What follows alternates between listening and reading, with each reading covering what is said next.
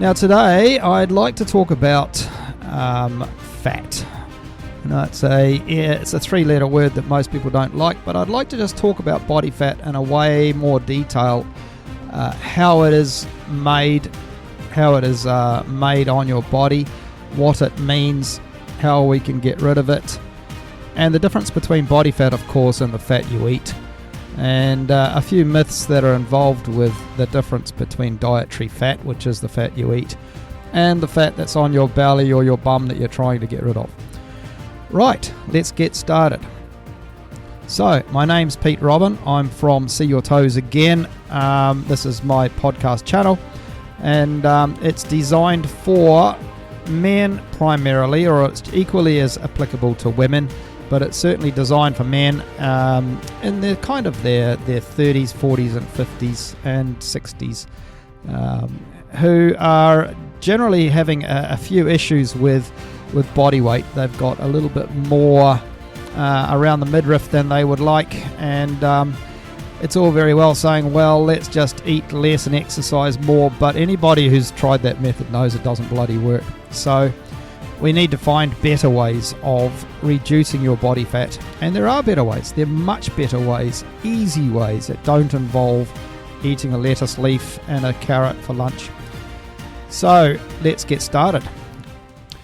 First of all, I thought I'd discuss how much body fat you probably have on you and what the purpose of that body fat is. You see it as an annoyance. Nature and the human body sees it as something completely different. So let's assume, let's pick a number. Say you're 90 kilograms heavy, and your standard height, say I'm a short ass at 5'7", but say if you were 5'8", 5'10", 90 kilos, if you are stripped back to a lean body weight, then you would probably come down to about 70 to 75 kilograms. What's 75 kilograms in pounds? 75 times 2.2 is 165 pounds versus at the moment, let's say you're 95 pounds times 2.2 is 209 pounds. So we've got quite a bit of extra body fat there. So let's work out how much extra body fat you've got for a start. So 95 minus 75, obviously I didn't need a calculator for that. That's 20 kilograms or 44 pounds. So that's 20 kilograms you're carrying around that is just pure fat. If you got rid of that 20 kilos, you're not going to be absolutely non-fat. You're not going to have just muscle left over. You're not going to look like you've come out of a prisoner of war camp. That's going to 75 kilos will still give you enough lean fat through your muscles and around your organs to keep you alive and doing all right. So we're not talking about making you look like you're dying of some nasty tropical disease. It's just going to have you looking pretty lean and slick. So you've got 20 kilograms of body fat on you, let's say. Now, for every gram of body fat, you have I'll rephrase that. Every gram of fat is worth 9 calories worth of energy, because fat is energy. It's a way that your body stores energy. So if you have, and just bear with me and I'll explain why I'm working this all out. If you have 20 kilograms of fat and each gram of that gives you 9 calories, then we have 20 kilograms. We multiply that by 1,000, means 20,000 grams of fat, and we multiply that by 9, and we end up with, I just have to figure out where the decimal point is here, we end up with 180,000 calories of energy that you are walking around storing. You are a massive battery pack of energy. You have 180,000 calories that you are walking around with every day. Now, that's a pretty bloody good thing, because let's say suddenly something there's a big word, catastrophic happens. All the supermarkets close down. You can't get outside your house. There's any number of reasons. There's zombies running around outside. You can't go outside unless you want to become one.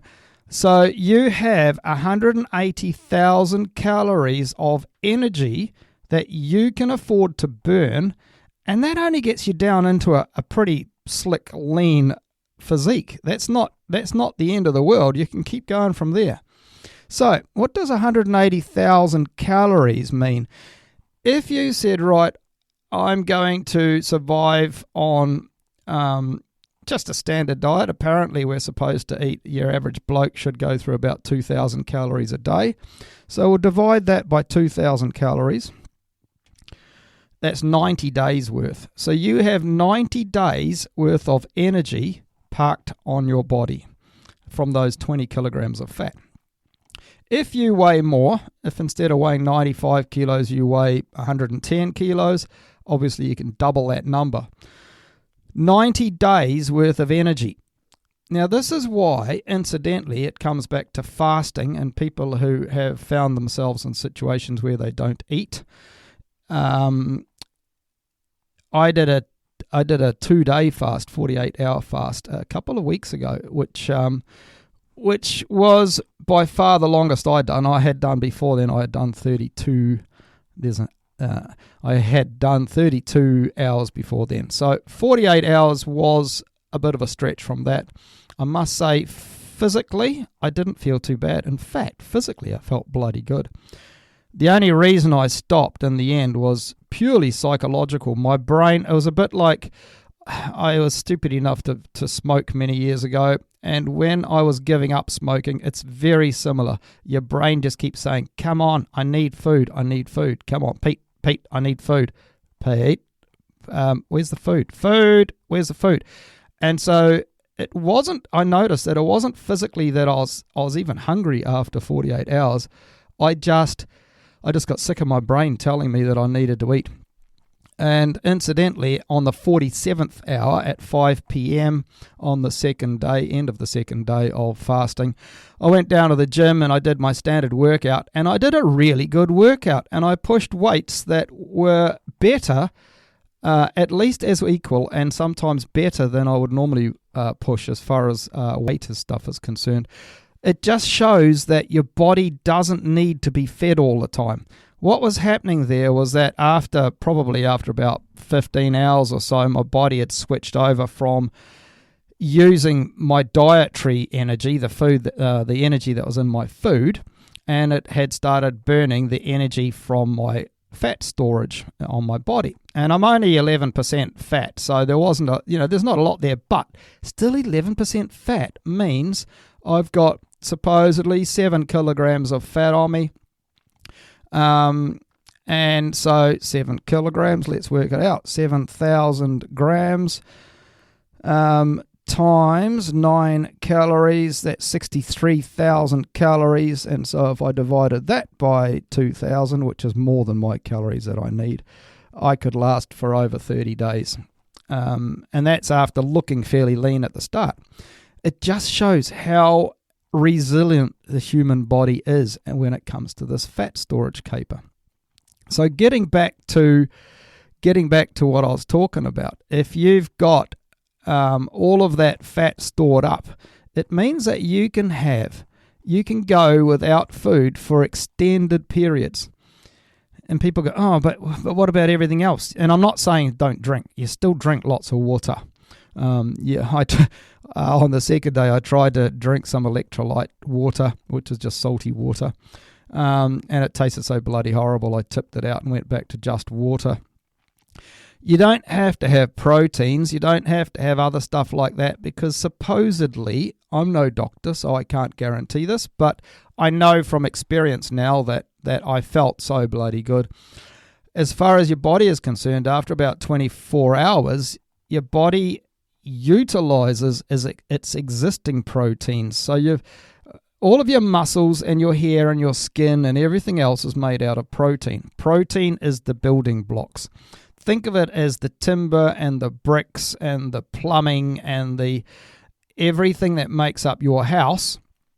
That's protein as far as your human body is concerned. Everything. Hormones are made out of protein.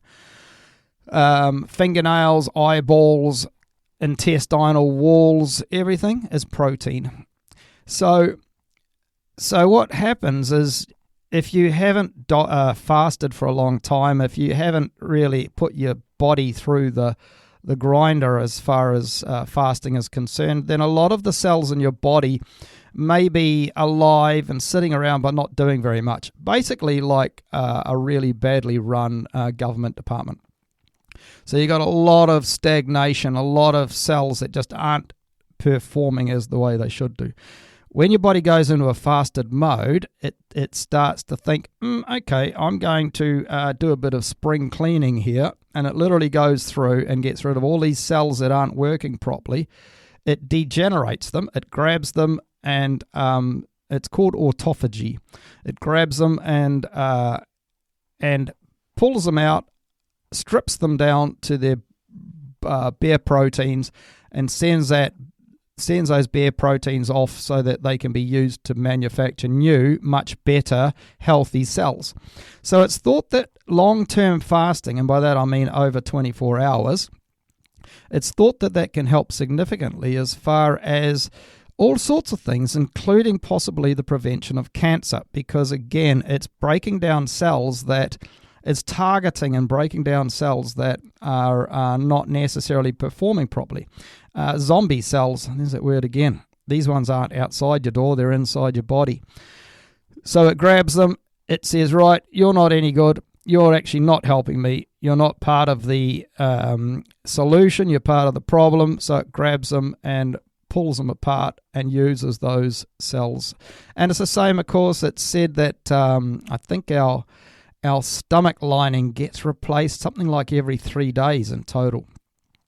Well, it doesn't mean that after 3 days all of your stomach lining protein ends up going out your poop. It means that that stomach lining protein, again, all of those cells can be broken down and reutilized. So you may not grow as far as getting stronger is concerned if you're fasting, but you're not likely to get a hell of a lot lighter either. So your body has got all the energy it needs in your fat reserves, and it's got all the protein it needs just by basically recycling. It's the ultimate recycling machine. It's grabbing the old stuff, tearing it apart, reusing all of those nutrients and proteins, and creating new ones, creating new cells and replacement cells. So that gets back to the situation that if you ended up in with zombies outside, you can last for an extended period. You know, you see all these movies and somebody's crashed in a desert island and, we've only got enough food for 3 days. What are we going to do? Well, you could start by, utilizing some of that body fat you've got. Finding water is important.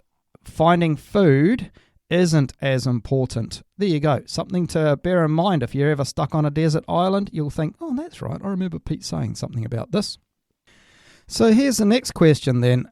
If you've got all this body fat, why have you got the body fat? Let's go right back to the basics again.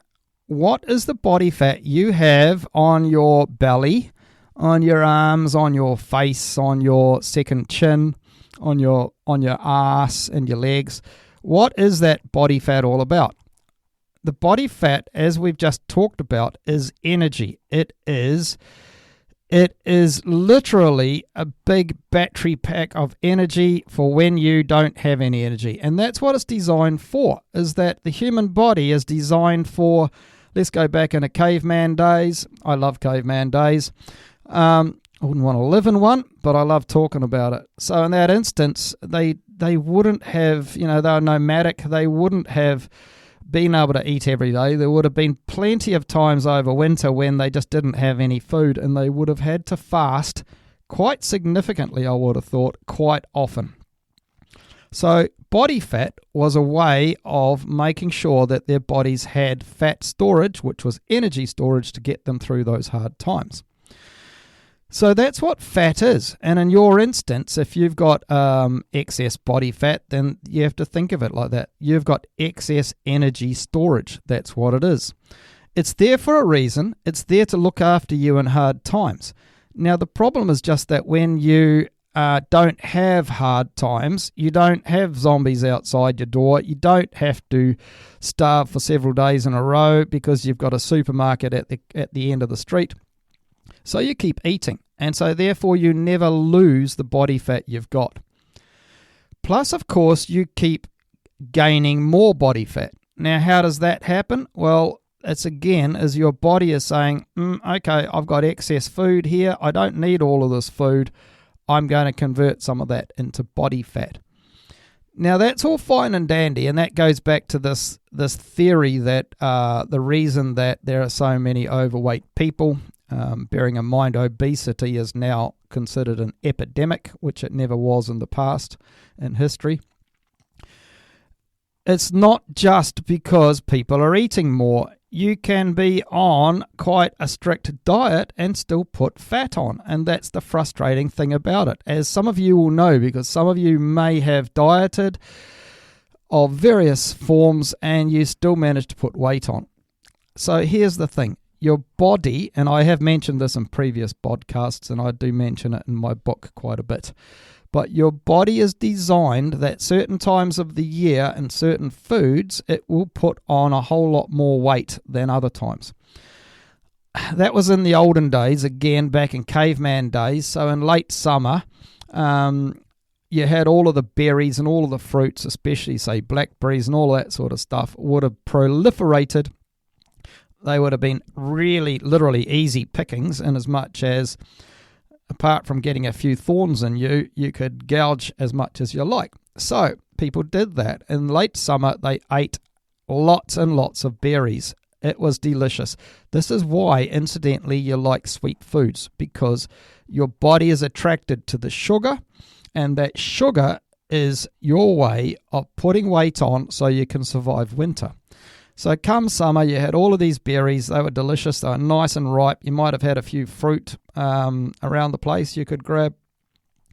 And you ate quite a bit of them. And they did all sorts of things to your body. And this is how the body is designed to cope no, it's not. It's designed to maximize the use of these fruit at this time of the year.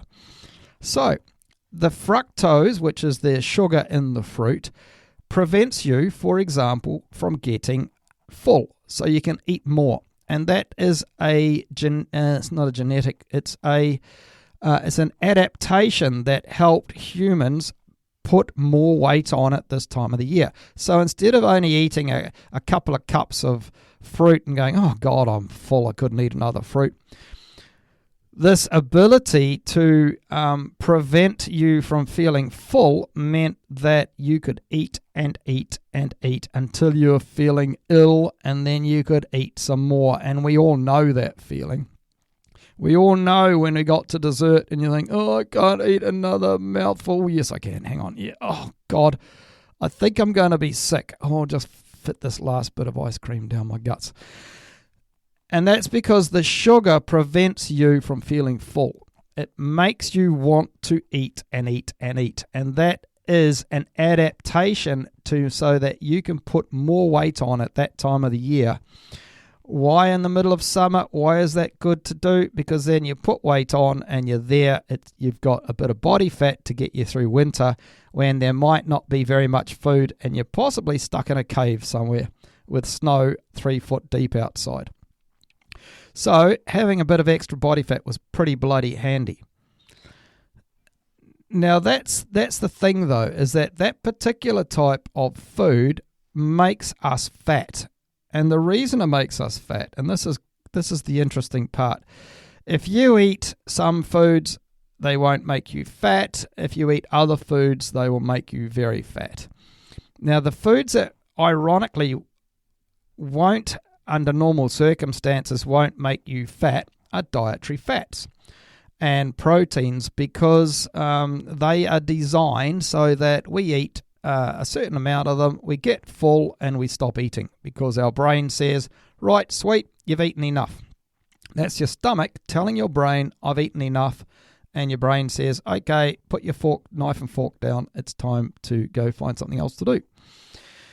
So fats and proteins don't do that, but sugary foods and high carbohydrate foods don't tell your brain to stop eating, so you eat more of them.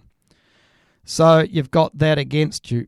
Also, there's this little thing that a lot of you will have heard called insulin. It's the reason diabetes is also another epidemic in our population now.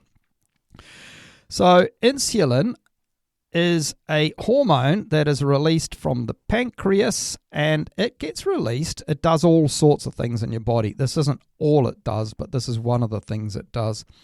It gets released out of your pancreas and into your bloodstream when your blood sugar levels are high. When are your blood sugar levels high? When you've had a nice sugary big feed. So you've just finished eating. It could be a bowl of fruit. It could be a can or a few glasses of full sugar fizzy drink, like Coke or Fanta or Mountain Dew or any of those. It could be potatoes. It could be that you ate a big pile of potatoes in any form, chips or mashed potatoes or crisps,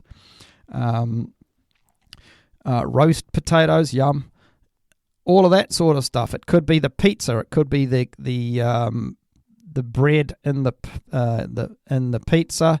It could be that you've had a whole bunch of sandwiches. It could be the pasta you just ate, or a big bowl of white rice. All of these things are carbohydrates, and they're very easily digestible from your stomach. They get released into your bloodstream and they cause a sugar spike. So the insulin gets released out of your pancreas when there's a sugar spike, because the last thing your body wants is any sort of spike. Your body wants everything to be very stable. It wants your blood sugar levels to be nice and flat curved. Flat curved? Flat and not curved. You have that sugar spike from your sugary foods. It creates a blood sugar surge. Feels great for an hour or so, because all that blood sugar makes you feel like you're on, you're bouncing off the walls. Insulin gets released because you've gone from that nice flat sugar level to a sugar spike. It races out, all the insulin races out, grabs the sugar that's in your bloodstream, sends it off to your liver, and the liver converts it into fat. And you get fat, because then from that, the fat gets transported to your bum or your belly or your face or your neck or wherever it decides it needs to put it.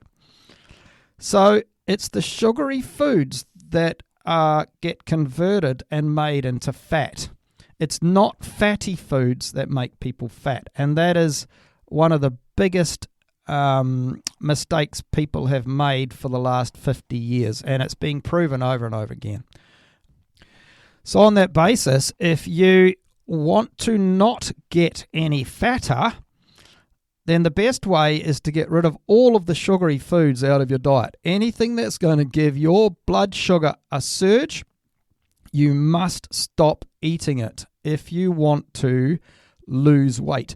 Because here's the other thing about when your body is manufacturing fat. In other words, that insulin grabbed the sugar, it took it to your liver, and your liver made fat. That fat gets sent through your bloodstream to be dropped onto your belly or onto your bum. While that process is happening, while the fat is being put into your body will not burn fat. So it's making fat, it will not burn fat or utilize all that energy while it's doing so.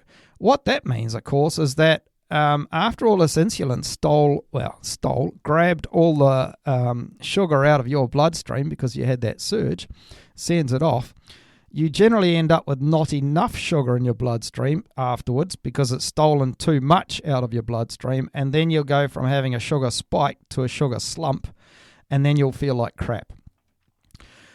And while you're low on energy, your body won't say, well, I'll use some of my my massive energy resources known as body fat. It won't use those because it's in the process of fat creation, and it's not going to use fat while it's creating fat. It will not do both. It'll only ever do one. So that's then you feel like absolute shit, of course. You just feel like crap. You say, that's where people go, oh, I need sugar. I'm having a real problem here. I need a sugar boost. And so they'll reach for the Mars bar, chocolate bar. They'll reach for something sugary, and that's their brain saying, I need sugar. And they'll repeat the process. They'll have a sugary food that will create a sugar spike. They'll feel great for an hour. The insulin will steal all that sugar out of their bloodstream, create more fat. They'll feel like shit, and then they start again. Do this often enough, and you're looking down the barrel of diabetes, type 2 diabetes, because that's what that's all about. So, and a number of other things, but let's not go down that alleyway right now. So how do we get rid of body fat? First of all, we have to get rid of your sugary foods out of your diet, and that's why everything I suggest is always what I call low carb. Well, it's actually what's called in the industry low carb diets. It doesn't mean don't eat. It doesn't mean diet. It means low carb. It means getting rid of the carbohydrates, which is repeated. It's all of those sugary foods. Anything that's sweet has probably got carbs in it. All the breads, pastas, rice, root vegetables like carrots and even beetroot for that matter.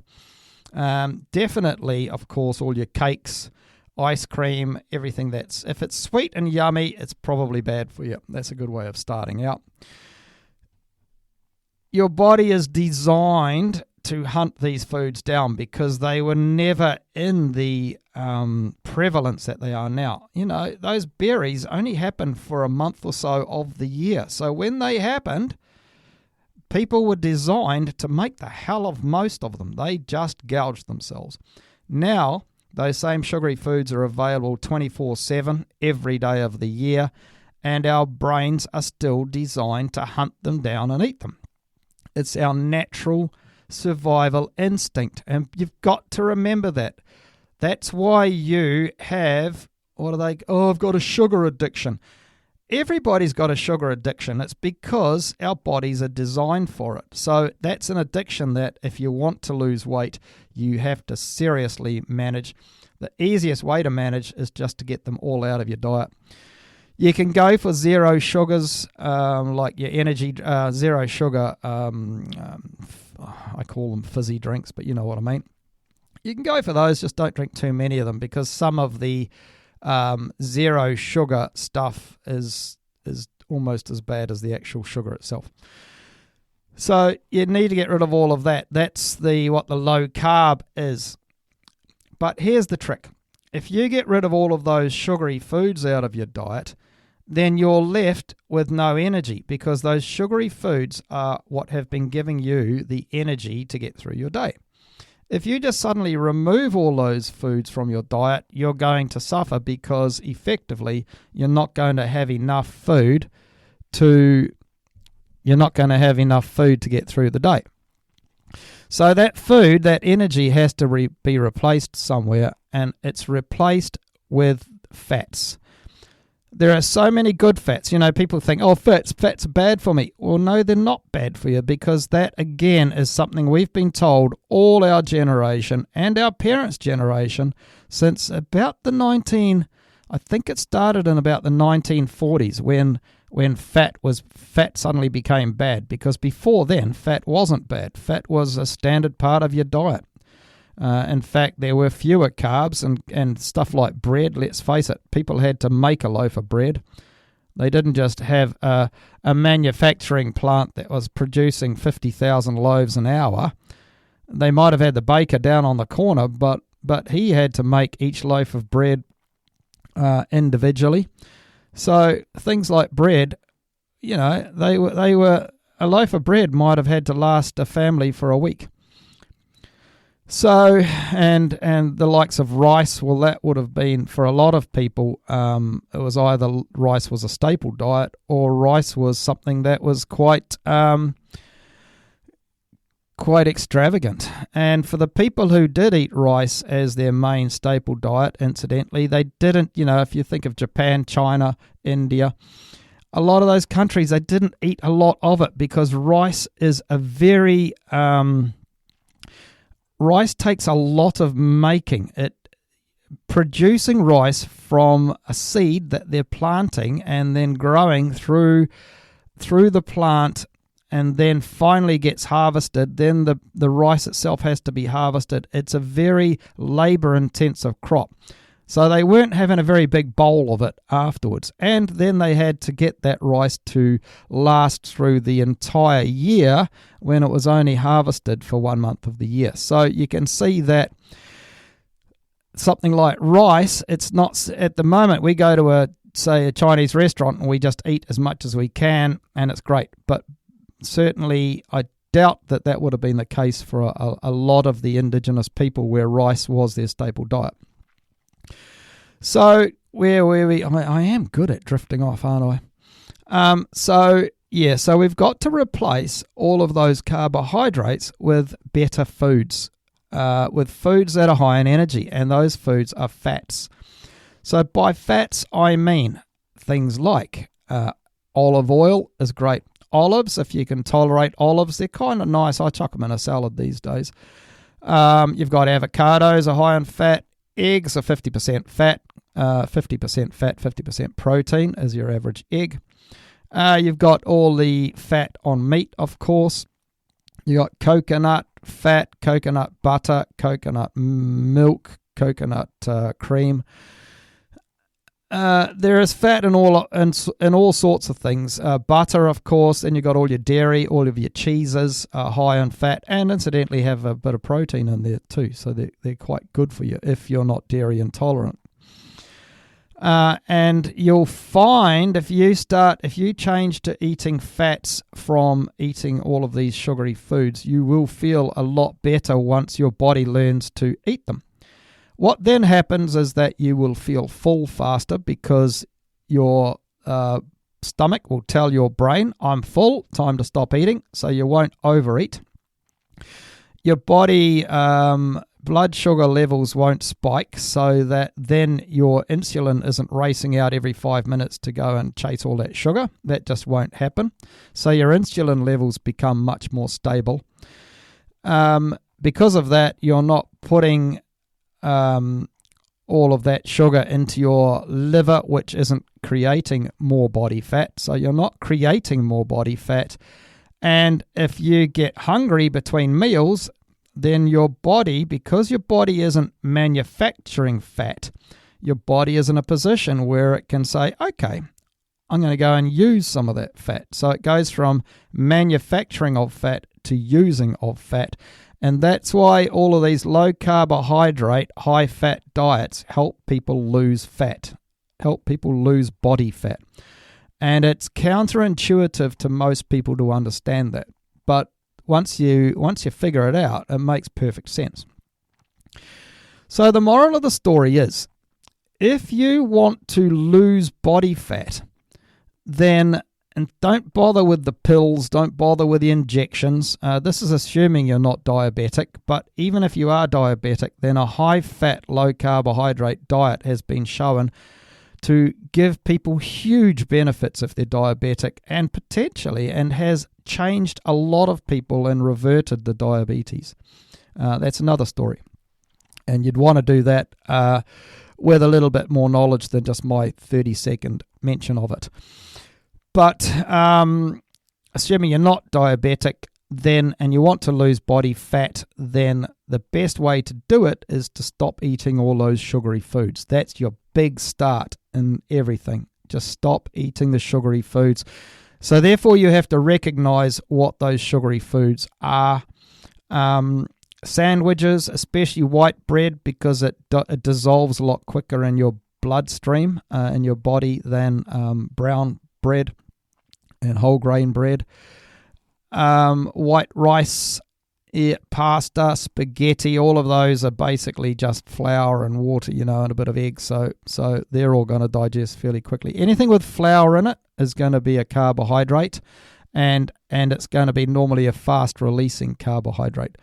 All of your cakes and everything else, and sponge and muffins and all of those, they're all going to dissolve quite quickly in your bloodstream. So that's the thing, is if you look at it and you think, well, there's going to be lots of flour in this, potentially lots of sugar in this, and it's going to dissolve quite quickly in my stomach because it's got no structure to it, then that's going to cause you grief. That's why leafy greens and leafy vegetables and stuff are good, because they take a while to break down in your guts. I have quite a bit of salad and stuff for tea. I normally have a fatty meat. Like last night I had pork belly, cooked in my new air fryer, which is the best thing since sliced bread. And I mixed that up with what I would call a high-fat leafy salad. So it was leafy greens and then some cherry tomatoes chopped up and a few cheeses chopped in there and thrown in there, including some Stilton blue cheese. Olive oil dribbled all over it. I had olives and a few little sliced up jalapenos, which give it a bit of a kick. And some walnuts. Walnuts are great because they're fatty. And even some cashews I threw into my salad as well, just to create a bit more interest. So that ended up that with the leafy greens, they give me all sorts of vitamins, of course, and they help in fibre, and I've got lots of nutrients in them, and all the other stuff. And then the cheeses and the olives and the olive oil all added fat to my diet. And from the pork belly, that had protein in it as well as more dietary fat. So I felt all warm and fuzzy afterwards. And I actually didn't eat all of my pork belly because I finished 2 pieces and thought, oh God, I can't be bothered eating that other piece. So I didn't. It just sat on my plate and I put it away in the fridge for today. I might eat it for lunch later on. So that gives you an idea. I hope that has helped. I hope that's clarified a few things about body fat and how amazing it is. I think people always hate body fat. It's an amazing product. It's there to keep humanity alive. It's just that it's gone horribly haywire ever since foods have become so high in sugary and carbohydrate foods have become so prevalent. Processed foods, of course, are just full of sugar and all that sort of stuff. Yeah, I'm raving again. So that's it for today. Thank you for your time. If you would like to subscribe, I'd love for you to join me again in the future. And if you want to give me a star rating, if you know how to do that, then that would be wonderful too. Thank you very much for your time. Bye-bye.